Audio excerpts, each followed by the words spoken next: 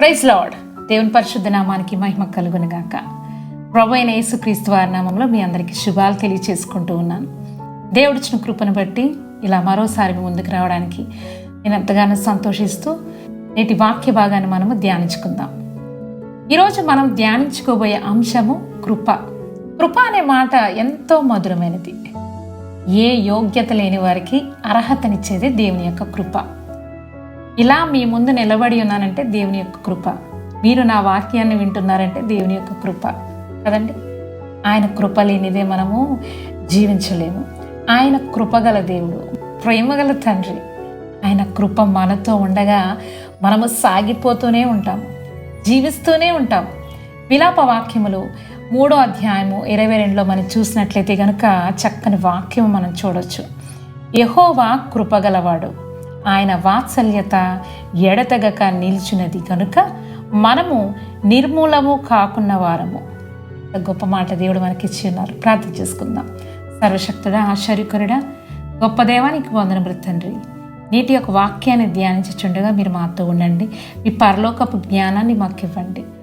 యేసయ్య, ఈ యొక్క వాక్యము ద్వారా అనేకులు జీవితాల్లో అనుసరించి పాటించి ఫలించులాగున సహాయం చేయమని యేసు పరిశుద్ధ నామమున ప్రార్థించుచున్నాము తండ్రి.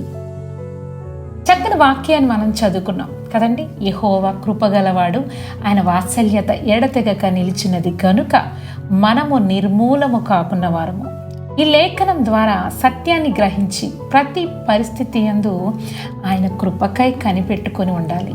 ఇది ఎప్పుడు సాధ్యమవుతుందంటే, నాకంటూ ఏ అర్హత లేదని, నాకున్నదేది నేను జీవించడానికి అర్హత కాదని, నా జీవనం, నా జీవితం, నా ఆనందం, అతిశయం అన్నీ నా దేవుని అందే అని గ్రహింపులోకి వచ్చినప్పుడే దేవుని యొక్క కృప మనతో ఉంటుంది. నీవు ఆయన కృప కొరకే కనిపెడితే ఆయన నీ యందు ఆనందిస్తారు. కృప నుండి అధికమైన కృపకు మనము ఎదగాలి. విశ్వాసి కృప నుండి మహిమలోకి పరివర్తన చెందుతూ ఉండాలి. ఆదికాండము 6వ అధ్యాయము 8వ వచనంలో అయితే, నోవాహు యెహోవా దృష్టి యందు కృప పొందిన వాడాయిను అని ఉంటుంది. నోవాహు విధేయుడైనందున దేవుని కృప పొంది ఉన్నాడు. నాశనకరమైన జలప్రళయం నుండి కుటుంబం అంతా కూడా రక్షింపబడింది. మనము మరొక వాక్యాన్ని చదువుకుందాము.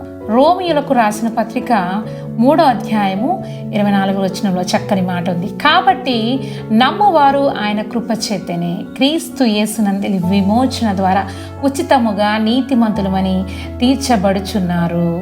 నీతిమంతులు విడవబడరు. దేవుడి మాట సెలవిస్తోంది. వారి సంతానము భిక్షమెత్తరు. 37వ అధ్యాయము 25వ వచనంలో చెప్తూ ఉన్నాడు. దావీదు గారు తన జీవిత కాలమంతా పరిశీలించి అనుభవపూర్వకంగా తెలియజేస్తున్న అద్భుతమైన మాట ఇది విన్నప్పుడు జీవితానికి ఎంతో భరోసా ఇచ్చినట్టు ఉంటుంది. నీతిగా జీవించిన వారు కోట్లు సంపాదించలేరేమో, కానీ కోట్లు పెట్టి కొందామన్నా దొరకని నీతి సమాధానం మాత్రం ఎంత వెతికినా దొరకదు, సంపాదించలేరు కూడా. దేవుని కృప ఒక కుటుంబాన్ని ఎలా కాపాడిందో మనం చూద్దాము. 2వ రాజులు 4వ అధ్యాయము 1 నుంచి 7 వచనాలు మనం చదివినట్లయితే కనుక, ప్రవక్తల శిష్యులలో ఒకని భార్య ప్రవక్త అయిన ఎలీషా గారి దగ్గరికి వచ్చి తన భర్త చనిపోయాడని, అప్పుల వారు తమ పిల్లలను దాసులుగా కొనిపోవడానికి వచ్చారని ఆయనకు మొర్ర పెట్టినప్పుడు పొరుగు వారి దగ్గరికి వెళ్ళి ఖాళీ కుండలను తీసుకువచ్చి వాటిని నింపి ఆ నూనెను అమ్మి అప్పు తీర్చి మిగిలిన సొమ్ముతో వారిని బ్రతకమని చెప్పారు. మొదటిగా మనం చూసినట్లయితే గనక ఆ చనిపోయిన వ్యక్తి యెహోవా యందు భక్తి గలవాడై ఉండెను. కుటుంబం కొరకు అప్పు చేశాడు. తీరకుండానే మధ్యలో చనిపోవడం బాధాకరమే. అయినప్పటికీ ఆయన బిడ్డలు విడవబడలేదు, భిక్షమెత్తలేదు. అద్భుతంగా దేవుని వారిని పోషించారు. అదే దేవుని యొక్క కృప. దేవునిలో మనం విశ్వాసంగా, నమ్మకంగా ఉంటే దేవుని కృప మన వెంట వస్తూనే ఉంటుంది. చాలిని జీతాలతో అయినా సంతోషముగా, క్షేమముగా మనం బ్రతుకుతూ ఉంటాము. ఆయన మనల్ని పోషించే దేవుడు. అదే దేవుని కృప. నువ్వు వెళ్ళే దారిలో సమస్య ఏదైనా ఎదురైతే నీకు సహాయం అందించేదే దేవుని కృప. ఆపదలో నీకు చేయి అందించేదే దేవుని కృప. సర్పాలు ఎదురుగా ఉన్న రొట్టెలోని ప్రమాదం తప్పిందంటే అదే దేవుని కృప. కొంతకాలం దేవుని కొరకు వాడబడేలాగానే ఆ దేవుడు నిన్ను బ్రతికిస్తాడు. మేము షిలోహో చర్చ్ కన్స్ట్రక్షన్ చేస్తున్న సమయంలో రాజుపాము అది స్టాండింగ్లో ఉంది. దేవుని కృప చూడండి, ఆ రోజునే చనిపోవలసిందే, కానీ దేవుడు వెంటనే నన్ను దాని నుంచి దూరంగా నన్ను బయటికి జరిపేలా చేశాడు, బయటికి అడుగు వేసేలా చేశాడు. నా కళ్ళు ఆ పాము దగ్గర ఫోకస్ అయ్యేలా చేశాడు. అది వెంటనే కాటు కూడా వేసింది, బట్ అది నేల మీద వేయడం జరిగింది. దేవుని కృప అలాంటి కాపుదలను మనకి ఇస్తూ ఉంది. మనం ఎటువంటి పరిస్థితిలో, ఎటువంటి స్థితిలో ఉన్నా కూడా దేవుడు మనల్ని గమనిస్తూ ఉంటాడు, పరీక్షిస్తూ ఉంటాడు. ఆ విష సర్పము కాటు వేయకుండా దేవుడు ప్రమాదం నుంచి మనల్ని తప్పిస్తూ ఉంటాడు. అదే దేవుని కృప కొంతకాలం బ్రతికిస్తుంది. ఈ బ్రతుకు మనము దేవుని కోసం వాడాలి. ఎవరి కోసమో వేటి కోసమో మనం వాడుతున్నామో ఆలోచించుకుంటూ ఉండాలి. ఎవరైతే దేవుని యందు నిలిచి ఉంటారో వారు బహుగా ఫలిస్తారు, అభివృద్ధి చెందుతారు, వృద్ధి చెందుతారు. వారిపై దేవుని కృప ఆశీర్వాదాలు ఉంటాయి. దేవునిలో నిలిచి ఉండాలి అంటే మనుషులుగా మన జీవితాలు మనము సరిచేసుకోవాలి. అప్పుడు మనతో ఉండడానికి దేవుడు ఇష్టపడతారు. నీతిమంతులుగా జీవిస్తే అది మనకే కాదు, మన బిడ్డలకు కూడా ఆశీర్వాదమే కదండి. తల్లిదండ్రులు మనము స్వార్థంగా ఆలోచిస్తూ ఉంటాం, అన్నీ మన పిల్లలకు కావాలని. ఈ ఆశీర్వాదాలు, ఈ యొక్క కృపను కూడా పిల్లలకు చెందేలాగా మనము ఆశపడదాము. వారి ఆశీర్వాదకరమైన జీవితానికి మన యొక్క నీతిమంతమైన జీవితమే పునాది. అలాంటి పునాదిని మనం వేస్తున్నామో లేదో చూసుకోవాలి. ఆ చక్కని దృఢమైన పునాదిని మనము వేయాలి. బలము, శక్తి ఉన్నప్పుడే దేవునికి సమయాన్ని పెట్టాలి.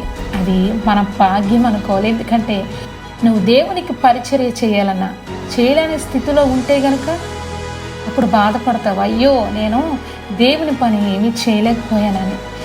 స్వరం ఉన్నప్పుడే ఆయనను మనం స్తుతించాలి. ఆయన కొరకు మనము సువార్త చెప్పాలి. కొంచెం సమయం ఉన్న దేవుని కోసం కొన్ని మాటలు మనము పంచుకోవాలి. అది ఆయన మనకిచ్చిన ధన్యతగా మనం భావించుకోవాలి.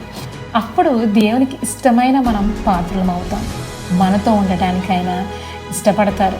నీతిగా, విశ్వాసముగా, నమ్మకముగా జీవిద్దాం, తోటి వారికి నేర్పిద్దాం. అట్టి జీవితాన్ని జీవిస్తూ ప్రభు అనుగ్రహించబోయే నిత్యమైన ఆశీర్వాదాలను, కృపను అనుభవిద్దాం. అట్టి కృపాధన్యత ప్రభు మనకు అనుగ్రహించునుగాక. ఆమె ప్రార్థన చేసుకుందాం. సర్వశక్తుడా, ఆశ్చర్యకరుడా, ఆలోచనకర్త, గొప్ప దేవానికి వందనములు తండ్రి. ఈరోజు మేము ధ్యానించుకునే వాక్యము యేసయ్య కృప, ఆశీర్వాదాలు కుటుంబాలలో ఉండేలాగున యేసయ్య ఎట్టి రీతిగా మీలో ఫలించాలో, మీలో ఎదగాలో మాకు నేర్పించిన దేవునికి వందనములు. ఈ పరిశుద్ధ ఆత్మతో నింపిన దేవునికి వందనములు. ఈ యొక్క మాటలు అనేకులు విని వారి బిడ్డలకు చక్కని పునాదిని వేసే విధంగా సహాయం చేయమని, ఈ కృపతో నింపమని యేసు పరిశుద్ధ నామమున ప్రార్థించుచున్నాము తండ్రి. ఆమేన్. దేవుడు మనందరిని దీవించి ఆశీర్వదించును గాక. ఆమేన్. God bless you all.